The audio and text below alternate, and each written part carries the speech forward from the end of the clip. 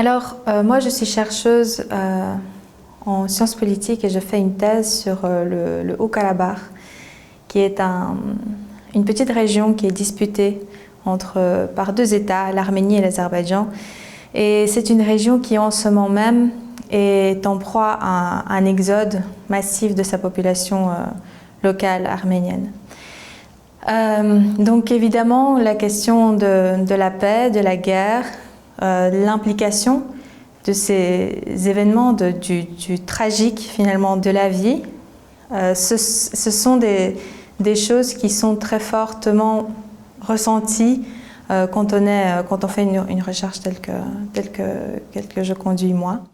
Évidemment, ce sont tous des thèmes qui sont extrêmement présents dans ma recherche et dans ce que j'observe aujourd'hui même sur le terrain.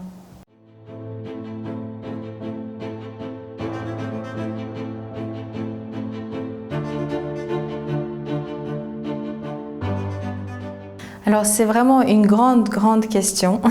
Beaucoup ont essayé d'y répondre, essayent toujours d'y répondre. Malheureusement, c'est un conflit assez ancien. C'est un conflit qui a beaucoup de dimensions, qui a des causes multiples. Et comme tous les conflits, il est extrêmement difficile à proposer des solutions simples. Donc c'est vraiment un conflit qui est à analyser dans sa complexité. Je n'ai donc pas de solution miracle, mais je pense que ce qui est important, c'est d'en parler, d'expliquer ce qui s'y passe, de faire en sorte qu'il y ait beaucoup plus de personnes et d'acteurs, aussi bien au niveau international, qui s'y intéressent et qui sachent ce qui s'y passe.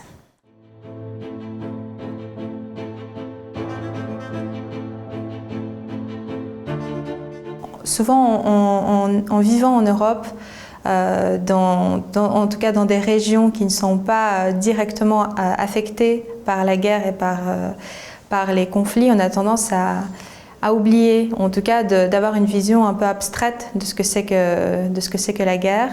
Je pense que c'est très important de ne jamais prendre la paix pour acquis et de se rappeler que pas loin de nous, à quelques heures d'avion d'ici, il y a des gens qui vivent des périodes extrêmement compliquées de l'histoire du monde, des guerres, des exodes et beaucoup de souffrances. Et je pense qu'un des messages, c'est justement de ne pas prendre la paix pour acquis et de s'intéresser à ces autres régions qui ne sont pas très loin de nous.